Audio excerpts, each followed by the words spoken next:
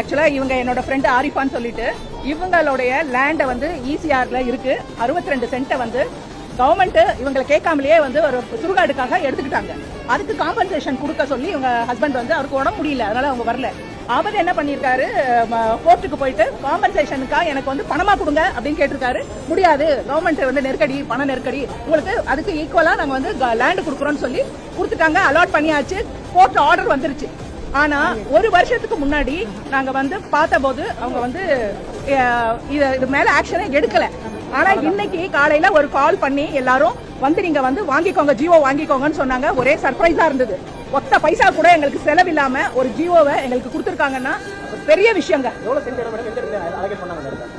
அதே பக்கத்திலேயே கிட்டத்தட்ட 10 வருஷம், 10 வருஷத்துக்கு மேல. ஆனா இப்ப வந்து மாண்புமிகு ரெவென்யூ மினிஸ்டர் செங்கோட்டையன் சார் அவர் வந்து எங்களை கூப்பிட்டு இதை கொடுத்துருக்காரு.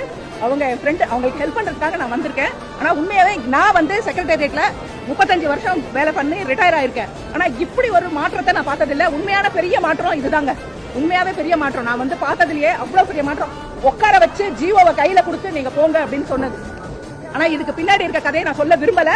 அவ்வளவு கஷ்டம்.